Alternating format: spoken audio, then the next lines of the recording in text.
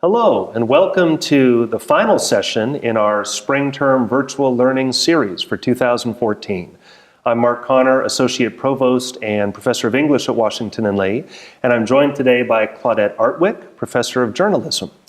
And Claudette, you're teaching this great course this spring, Digital Media and Society. Tell us a bit, just what this is about, where this course is going. Sure. Thanks so much for inviting me here. I'm really happy to be here with you today. This is a course that delves into pretty much where we live today, okay? Digital media, we live with our phones, we live with our iPads, we live with our computers, and students really have grown up with computers, the students of today. Right. And so this class gives the students an opportunity to look at where they are and what they're really doing, and to back away from technology as well, and to take a 24-hour digital vacation, to take notes on hard copy of their feelings, of their experience, to put it into perspective by doing readings and taking a stand on something called technological determinism. Okay?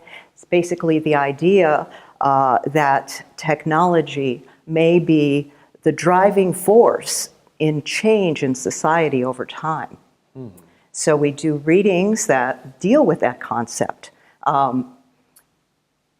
going back to the time of the Industrial Revolution and all of the changes that took place during that time. We also look at communication and how it's changed over various eras and put it all into perspective.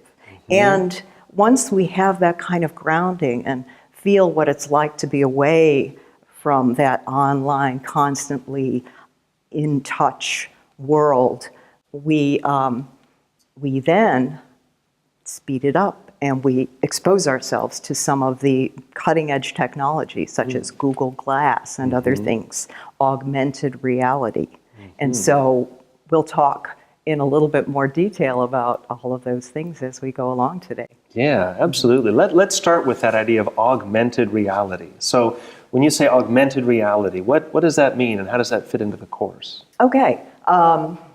You and others may have experienced something called a QR code. And I wish I had brought my seed packet with me, because that's where I've seen one recently. Right. If you want more information about something you see in the real world, very often there can be a way to connect to that information just through something called a QR code, which takes you to a website or plays a video or gives you some information if you're listening on a listening device.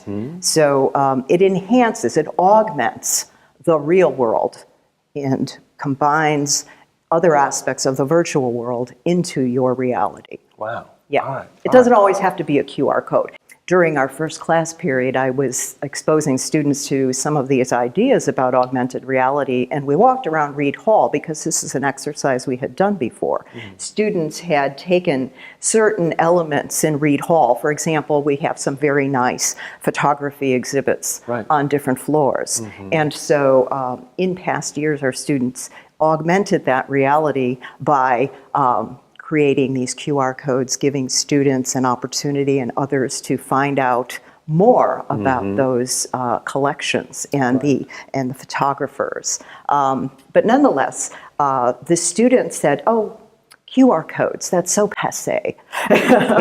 They want to be immersed in this new aspect of augmented reality, and that's what we have Google Glass for. And I'll show you that in a few minutes. All right, I do want to get to Google Glass, but let me ask another question first.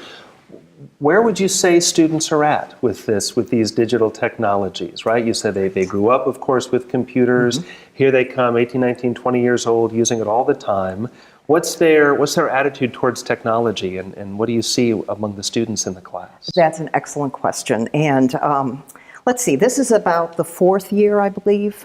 Is it 4 or year 5? Of the spring term? Of the spring term. This is our fifth year of This the is our spring fifth term. year of spring term. Oh my gosh, okay. So in year 1, This course was a bit different, and one of the major differences is where the students were actually living at the time, okay? Students today, everyone in the class has either an iPhone or a Droid. That wasn't the case 5 years ago. Not everybody had a smartphone. I think the students today are more on board in terms of feeling constantly connected and feeling that they can multitask and they understand what living in this digital world is all about. Back 5 years ago, there were a number of students in the class who were very reluctant, who did not have Facebook accounts, who did not really feel comfortable with social networking and other aspects, and were actually, I think, taking the class because they wanted to fight against it. Interesting. Yeah. To hold their stand. And so I think that is a big difference today. You just don't see that resistance among students I don't see the anymore. resistance. However, not everybody has a Twitter account. Okay. So that most do, but there certainly were a few who haven't jumped into that yet. Okay. But then again, there are some other things like Snapchat and Yik Yak and Something new every day. other social networking aspects. Okay. What are things, technologies like this that a few years ago the students had fully embraced and that now they've gone beyond them? And as you said with the QR codes, that's so 2012, right? It's passed them by. What are some things that maybe even have surprised you, perhaps, that students have left behind? Okay. Well, one thing that we have abandoned, and I don't know, if it's justified or not, but we made podcasts in the past, audio podcasts, and it was a good way to. Well, first of all, you could interview experts, you can bring information and research into a kind of program. And that really kind of lost favor. They weren't even using their own smartphones because, as I mentioned, not everyone had their own. So we used Zoom recorders, a different technology. And so that, I think they've kind of let go. There were iPads and using iPads to tell stories about the development of technology on campus. We had done that. Some students have their own iPads, others don't. So there's a mixed bag, I think, in terms of that technology. Certainly, social networking is very, very big, and many students are curious about industry, about advertising, about public relations, and how that all fits, and marketing. Right. Right. How interesting. Is Facebook still a dominant form for students, or are they looking around for something to go beyond Facebook now?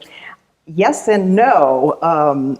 Some of the students were laughing about parents and grandparents jumping into Facebook and, younger people moving away, especially teenagers. I think these students are still using Facebook, but perhaps they are moving toward other sources. Interesting. Right. And do you talk in the class about whether these things are market-driven, what the profit motives are, how business and industry is connected to digital change? How does that play into the course? Yes, very good question. We do. Going back to the whole idea of technological determinism, if you look at Jefferson, one of Jefferson's, how Jefferson loved his gadgets. If you go to Monticello, you can see all the wonderful things that he played with and enjoyed. Jefferson was a strong proponent of technology, but technology in a moral sense, that it be used for good, okay? And so, very interesting that you put profit motives and, not saying that profit isn't good, profit is very good. It helps us retire. It helps us live the good life. But thinking about motivations, I think that's very important when you look at technology and how it's being used and how digital media feed into our lives. And I don't know if I've answered your No, question. that's a Maybe very we can good try answer. It's very again. thoughtful. I do want to follow up on this technological determinism idea. And I guess I have two questions there. First, kind of, what does that mean in the context of the course? Maybe flesh it out a bit more for us. But also, in the 5 years in which you've been teaching a version of this course, has your thinking about technological determinism changed in that time? Very interesting. Okay. The first question was first of all, how does technological determinism fit into the course and guide our thinking? Yeah, just kind of that guiding idea. Say a bit more about it. Very interesting. Okay, so again, does technology have a life of its own? Or is it human beings who have control over what's going to happen with technology and how it's being used? Okay, so in 5 years, we've seen changes globally. We've seen revolutions. We've seen social media being used to bring people together. We've seen reactions to horrific situations like the Boston Marathon bombing. We've had reactions where social media platforms were being used to accuse people, and they were using that erroneously. Okay, so we've seen all these different things happen. Just this week, we have before the Supreme Court an issue regarding a company called Aereo. And Aereo basically is capturing, using little bitty antennas to capture broadcast content. Well, ABC doesn't like this, and ABC says, you know what, you didn't pay for that content. Okay, so what is it that gives you the right? Well, it conflicts again with ideas about to whom the airwaves belong. If you go back in time, ideas that the FCC have supported over the years say, yes, they belong to you, they belong to me. So who owns this content? Especially if it's captured, it goes up to the cloud. Somebody has to pay to use that content.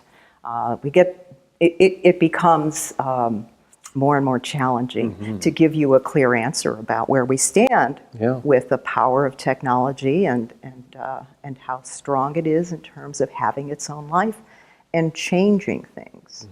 I do want to talk more about kind of family life as well, but maybe we can save that till later. I don't want to just keep yakking away give you a chance to interact with me. Has your sense of to what extent we're determined by technology or autonomous in regard to technology, has your sense of that changed in the 5 years you've been teaching the course? Are you more we're being determined or more we have autonomy, or where are you at with that? Okay. Let's talk about soft and hard views of technological determinism. Good. Okay? The soft view is that human beings create the technology, right? We determine how we're going to use it. We know what the ends are. We have our motivations. And the soft view is that, the technology isn't powerful unless we make it so. Okay? So that's a very soft view.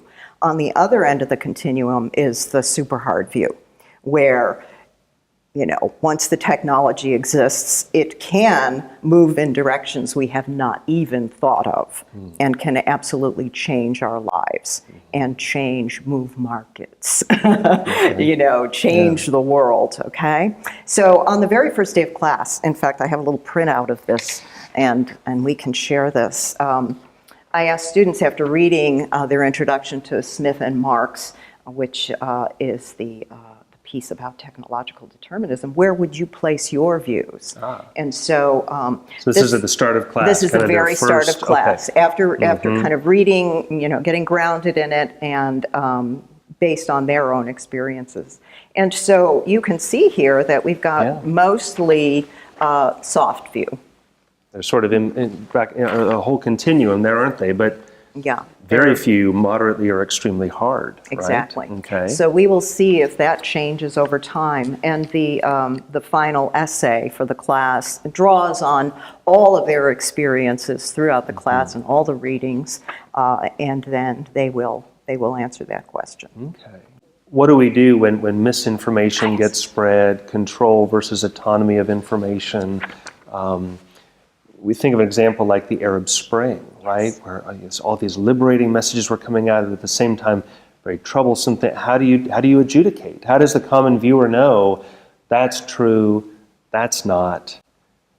Did we have too much faith in the controlled networks before, and this is liberating for us? Or is that a service that sort of filters our information that we need, and we're sort of lost at sea if it's just utterly unfiltered? Right, exactly.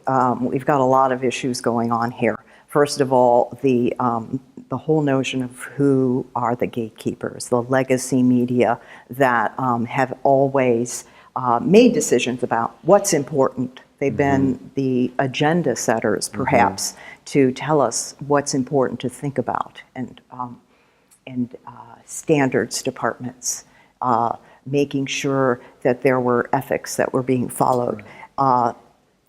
In a social networked environment, and also just an environment where we can access data and information from sources such as corporations, government, other organizations with an agenda. As you said, we have all of this information coming together. One of the bright sides is that there is a corrective factor. Right? If misinformation is being spread and journalists are out there to contribute to the stream of information, I've seen this on many, many occasions where the journalist will reach out and say, wait a minute, slow down, consider our code of ethics. Don't just jump forward with that information. We need to ask more questions. And information, even though it may be erroneous or it may not be completely confirmed at a certain point, can be corrected and can be strengthened through the network. So, so that's, I think, a very positive thing. Are we in the process then of educating or re-educating the receivers of information to maybe be less passive? Not just Walter Cronkite telling you how it is, but now you've got to adjudicate and interpret and go to multiple sources. Is that part of what is happening in media today? It is. It is a large part of what is happening, and so it is incumbent upon us as media consumers to be aware of various points of view, where the information's coming from, following reliable sources. And now, I'm not necessarily saying that, your traditional source of news is always the best. If you can go to a government report and see with your own eyes, if you can go to a scientific report, if you have the background and you're able to look at the study, you can raise your own questions. And so part of, another concern among many of us is that with everything moving so quickly, journalists being required to, file on social media, do a print story, do something, do an interview that day, be out in the field, juggle so many different plates at the same time. We get worried, sometimes that there's not enough time to really dig into and ask the right questions. So that's a little worrisome. So Always the journalist challenge, right? The deadline, the inevitable deadline that's always sooner than you want, probably. Yes, exactly. Interesting. So you're using Google Glass. All right. Can you tell us about this? Is a new technology. Can you explain what this is and how you're going to use it in the classroom? Yes, exactly. In fact, I brought our Google Glass with us, and I thank you so much for supporting this. Absolutely. This is not an inexpensive device, and we are part of the Google Explorer program because glass is not publicly available, except for one day last week. It went public for one day. Anybody who had $1,500 and wanted to buy a copy could do so. And then it will be released. It's going to look a little bit different from this. It will look like a regular pair of glasses because I think that they've merged with an fashion eyeglass company, or bought the eyeglass company. I'm not really sure how that works, but I know there's a relationship anyway. So what this does is it's wearable technology. It's a computer, and basically I'll just put it on, and what I'm seeing here is a computer screen, and it's being projected right in front of me. And there it tells me what time it is, and there is a little prompt for me to say, "Okay, glass," and it will respond to me. Okay. I'm hoping. "Okay, glass, record a video." Okay, so that's what's happening right now. I'm recording you, and I'm going to kind of pan around the room so that we can see the camera, and we can see the second camera, and all right, so we have the video, and I can share this with everybody, and we can integrate it into our interview so everyone can see it. Okay, what's the application, you might be asking? So what? It's razzle dazzle. We can record a video or take pictures, or we can get directions. One of the concerns is driving while you're wearing glass, because research shows that even though we think that we can multitask, that we are really only wired to do one thing at a time. So it could be just a fraction of a second where we're looking at the directions it gives us and we're not paying attention to the road. So that's a challenge for me in class. Do I allow the students to drive wearing glass or not? Wow. And what about the privacy issues? All right, you're going into Kroger and you're wearing Google Glass. Does the average person know what this is? Does the average person, suspect that I'm going to take their picture or make a video of them? Does a cashier, want me to take a video of her? So these are all kinds of issues we're grappling with, and we're seeing a little pushback, especially if the day when it was made public and people were buying it and using it out in the field. I think I read stories about people grabbing the glass and smashing it. No kidding. Really being angry about it. Wow. So the issues of privacy. Okay. Is this technology perhaps becoming a kind of symbol for people who are frustrated by the invasiveness of technology and smashing the glass as they're sort of throwing their shoes into the machinery a little bit? Exactly. Yeah. Is this a status symbol? Is it a symbol of, I'm better than you because I have this. I'm some technology wizard and you aren't. So yeah, that may be part of it. But again, what are some of the positive aspects of this? And I think that's, I don't want to just make this a toy because we're part of the Explorer program. So the students will be giving feedback. Each student will have glass for 24 hours. We've already kind of had, an orientation on how to get it started and what some of the things we can do with it are. And building it into that augmented reality that we talked about, okay? So how can this make our understanding of our environment better? Wow. Yeah. Tell us about some of the other assignments in this class that you're doing. I want to ask in a few minutes about the 24 hours off. Okay. But tell us about some of the other things students are going to be doing as part of the formal class assignments for this. Okay. One of what I think will be a very informative and useful exercise for the students is researching relationships and technology and digital media, okay? Each group of students will look into a certain aspect of this. The relationships are going to be teens, young adults, family life, and then illness and dying. Okay, and there have been numerous writings and research projects into these various areas. Yeah. So the students in their groups will develop a reading list.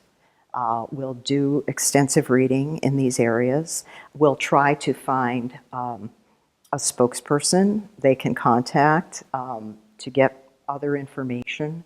Perhaps somebody who has, who's maybe just from raising a child in the world of technology all the way to having an illness, and how did you use technology during your illness? Did you share? Some people have been diagnosed online. Wow. People with 40 or 50,000 followers, they say they were going to get a mammogram, their first mammogram. They tweet about it. Then the day goes by and you don't hear anything, and you say, I wonder what happened. And then the person announces, they have breast cancer. And then they go through their treatment and continue to document that and share it with the world. Okay, so what does that mean? Right. Yeah. Very interesting. Yeah. So the students will do this research, and then each group will present findings, assign readings to the other students, and that will take place during our class period. So about half an hour for each of these topics. Okay, very good. And they'll write about it, turn it in. Family and digital media. Yeah, can you talk a bit more about that? That's a really interesting slice of this for the students to focus on. How does that play out in the course? Right. Well, we have our devices. This is a bigger one, but babies are fascinated by screens.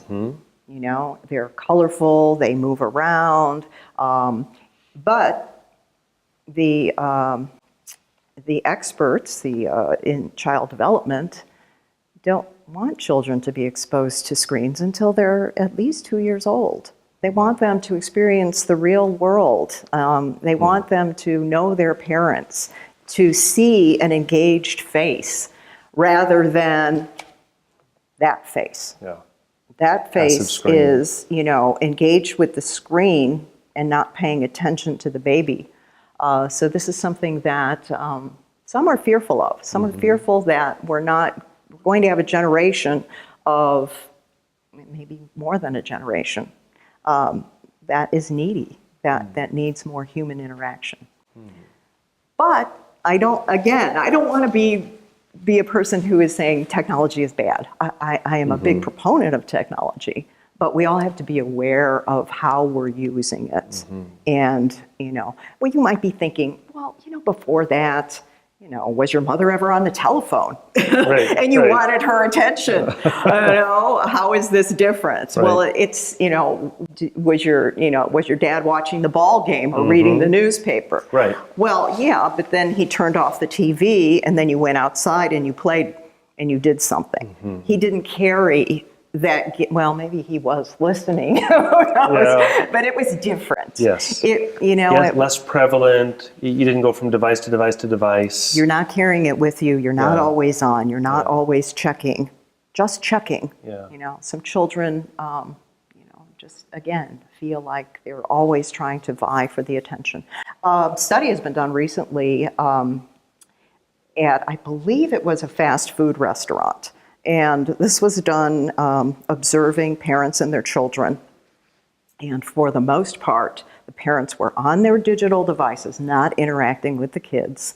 And the kids eventually did get disruptive and were trying to get the attention of the parents. Sure. So very, very interesting. Kids will do. So these are some things that we have to think about. I want our students to be aware of some of the issues, and to just think about the motivations, realize that, there's a lot of power in these little devices. That's right. That's right. The whole notion of addiction, that's something we can look at. We've looked at that in the past. I guess South Korea actually has a program to educate children about being online, and, to make sure that You live in the real world. Yeah, very interesting. So that leads us to the 24 hours of being unplugged that you do with the students. Tell us about that assignment and how that's worked in the past. Right.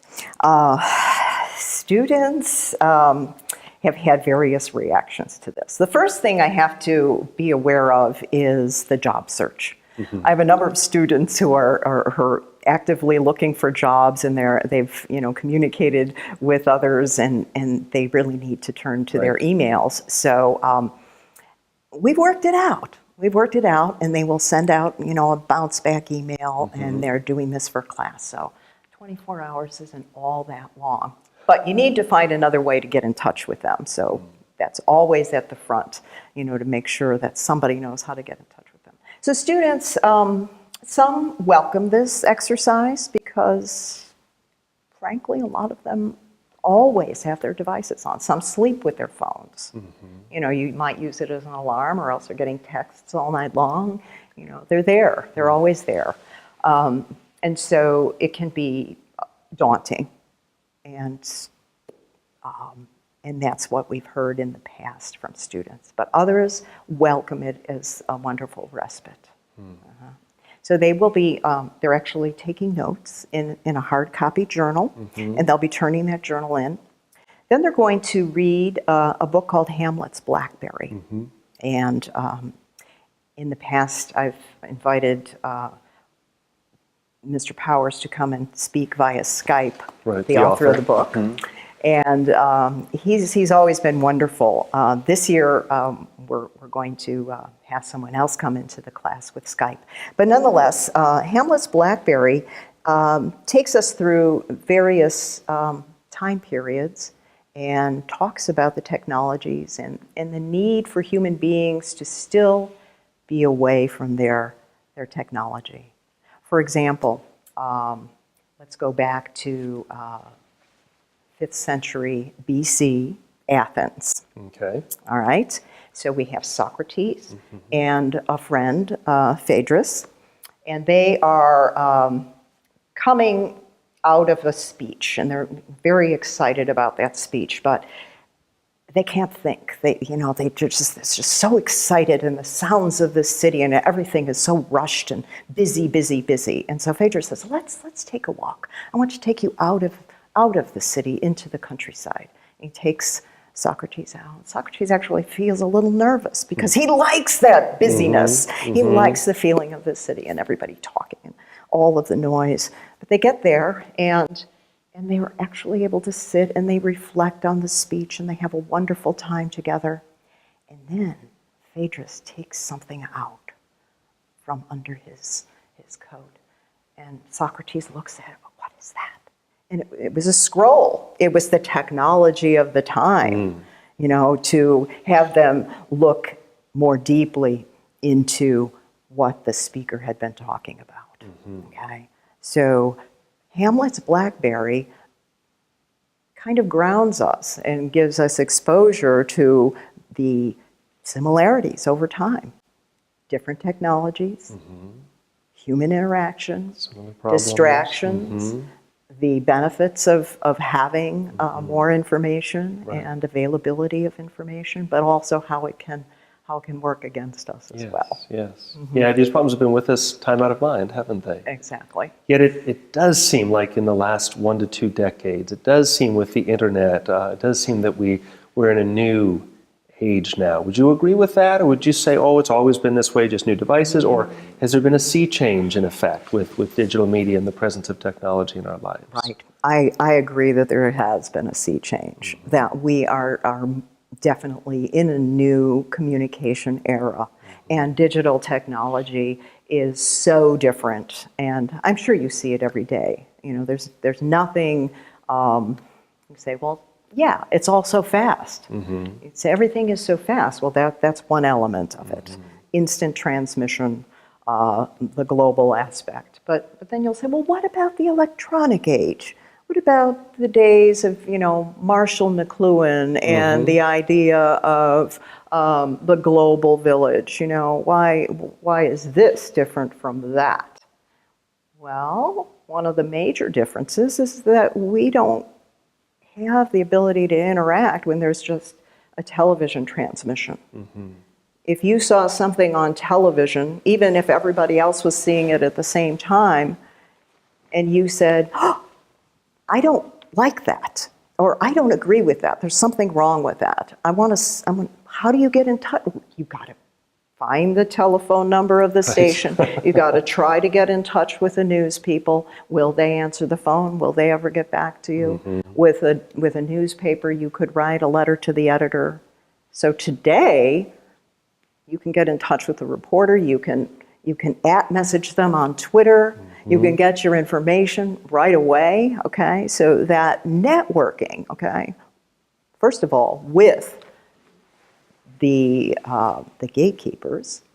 Secondly, with one another. The whole idea of the network of your followers or your friends, and the power of that. So that's very different as well. Those changes. Asynchronicity. Okay, things used to be, I'm making an appointment with my television set tonight to watch the evening news. And the family sits down and watches the evening news together, okay? Well, now, of course, you can do that anytime, right? And you can access your... Anywhere. Anytime and anywhere, exactly. So that is another major difference. And what is that going to mean? What does it mean when you can watch violent videos hour after hour, all weekend long, right? Or you can play violent video games. You can interact with other people. You can work together doing that. What are some of those impacts? So the questions just are endless. The answers are coming in slowly, and we have so much to research. Wow, very exciting. How is it important that you're teaching this course in our 4-week spring term? What difference does that make for how you're able to engage the students and teach the material and so forth? Right. Well, I choose to do this in a 4-hour block, so that allows us to really get going, and we can experiment, we can use technology, we can work in the TV studio, putting things together. It gives instead of spreading it out, we can really work together and feel. I think we get to know one another really well. I like the ability to be able to go to other places off campus if we need to. That allows for that time. And I think it's great that students are just kind of immersed in this, and they're thinking about it all the time. Not that they don't otherwise, I love the fact that students can bring information and ideas from other classes to my class as well. But I think the 4-week spring term really ramps it up. Okay, great. Well, Claudette, I want to thank you for sharing all these ideas with us, and your course just sounds fascinating, and I'm excited to check back in a year or two and hear what new technologies you're grappling with in the class. Thank you so much, Mark. All right, thank you. Thank you. Thank you for listening.